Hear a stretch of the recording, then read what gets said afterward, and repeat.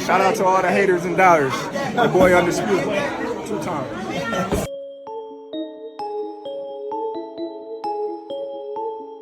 So we got word on the latest with the Terence Crawford Errol Spence Jr. rematch. And by the way, happy birthday to Terence Bud Crawford. Turns 36 years old today, September 28th. Happy birthday, Bud. But Stephen Espinoza, the Showtime executive, as we all know, our good friend Stephen, gives us some details as to what is going on with this fight. Salute to KO Artist Sports for the interview. Check it out. Did Errol Spence enact the rematch clause, and is it true that it's up to Terence Crawford what weight class the rematch happens? He did. Errol did exercise the rematch clause. It's not quite that simple. It's not just saying, hey, I don't want to fight at this place, I want to fight this place. I mean, the idea is no one's going to, you can't use the weight class to avoid it. So, the reality is if you are actually going to, be at 54 for the foreseeable future, then that's a good excuse. If you're going to stay, at 47, that's fine. But don't say you can't do the rematch because you're at 47 and then take another fight with 54 right after. So it's not just say, I get to determine the weight. It's sort of like, no, let's figure out where are you actually going to be fighting. If you're there's a mismatch in where you intend to be fighting, then there's not a fight to be made.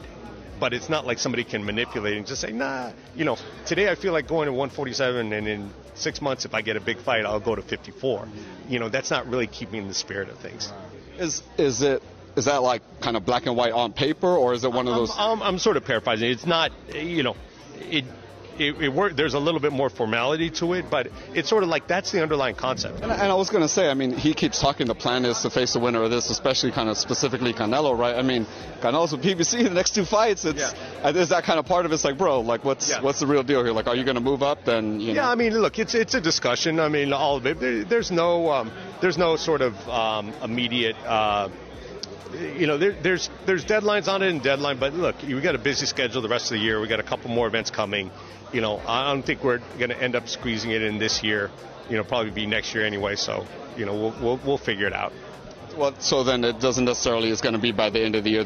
I mean, look, it still could, but we're running out of time. So, we need to get it done if it's going to happen this year. But again, I don't think there's any magic to it happening this year.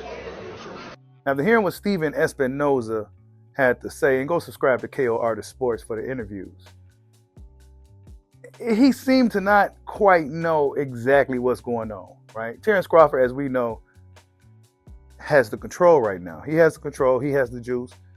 Whatever he decides goes. Now, Errol Spence activated his rematch clause. Terence Crawford said, well, if you want to fight, we're going to have to do it at 147. But according to Terence Crawford, he said that there has to be a letter written by both parties, or either party, stating that they can't make the weight anymore. As of right now, as of me making this video, we haven't heard anything about any letter being issued to either party. So I don't know what we haven't heard anything from Errol Spence. Okay, we've seen Terence Bud Crawford out here doing this thing. He's been here, he's been there, he's been everywhere. He's been throwing footballs, doing all types of stuff, right? I haven't seen much of Errol Spence other than him spending time with his family, keeping a low profile, hiding in the shadows, doing what he got to do to recover, or whatever it is Errol Spence needs to do to prepare for this eventual rematch with Terence Crawford, if it's going to happen. I mean, Stephen Espinoza didn't seem too certain. He said there's not enough time. I remember once upon a time, before the mythical November 19th date of last year, it was about a month out before that mythical date, and he was enthusiastic. He was optimistic that that fight of that magnitude at that time could be made in such a short period of time. But now, fast forward to the end of 2023, September, it's not enough time to make the fight, the rematch between Terence Crawford and Errol Spence before the end of the year. So, yeah, that's the latest on that, you guys. I mean, look, I don't know what Errol Spence is doing. We don't really know. We know Terence Crawford is out here staying active, right? He's showing us that he's staying in the gym. He's just staying really active. Terence Bud Crawford is a fighter we just don't got to really worry about staying off course, right? But Errol Spence, we don't quite know what the big fish is doing. If it was me, a part of Errol Spence's camp, team, friend, or whatever, I'll be hammering down on him, mentally preparing himself, and really doing what he needs to do to prepare for this rematch with Terence Bud Crawford, because it's going to be a hell of a fight. Terence Crawford is a hell of a fighter. And Errol Spence going to be going up an uphill battle once again if and when that fight eventually happens.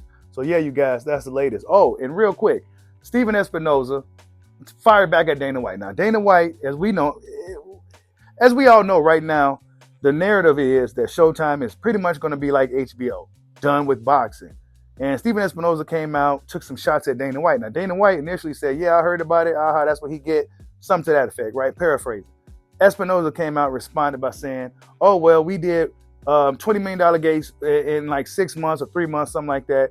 Way more than the UFC ever did. Took a shot at the UFC, took a shot at Dana White. Dana White reacts by saying this, quote, that's the type of response I would expect from that weasel Espinoza. That scumbag has absolutely nothing to do with the success of Canelo, Ryan Garcia, and Terence Crawford. Wow. So Dana White is like, look, man, you got these 3 big stars over there, and you didn't do nothing with none of 3 of them. You didn't build none of those guys. Those guys came from somewhere else, bro.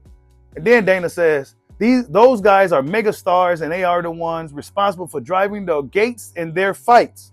For him to even try to take any credit at all shows exactly what an arrogant, delusional POS that guy is. For this clown to talk about levels is hilarious. The production of the fights on Showtime is an embarrassment, and I have been saying that forever. He is a little guy with a big yap and is a complete phony. I'm not at all surprised that this is the end for them. It should have came way sooner. Sorry to see you go, weasel. Enjoy your retirement, end quote. Dana White, man. Dana White, man, he has a sharp tongue.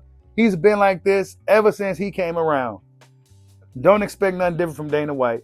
You say something to him, he will say something back. Dana White, I would like to see him fight somebody. After all this shit he's been talking over the years, I want to see him and Stephen Espinoza go at it. That'd be a great fight for fight fans, right? Anyways, either way, all jokes aside, Dana White reacts to Stephen Espinoza. I don't know, man. Espinoza out here still doing interviews. Is this the end for Espinoza and Showtime? I don't know. That'll kind of suck, right? Showtime had a really good year for fans. Now, as far as the business behind the scenes, I'm not quite sure if it's looking so kosher, right? But for us, it's been a really good year by the way of Showtime. They've been giving fans the fights they wanted to see. You know, just a lot of big name fights, and I don't know, man. We'll see. But yeah, that's it. Errol Spence Jr., Terence Crawford. Will it happen this year? Nah, not according to Steve Espinoza. It's not. So tell me what you guys think. Like, subscribe, holla at your boy. Peace out.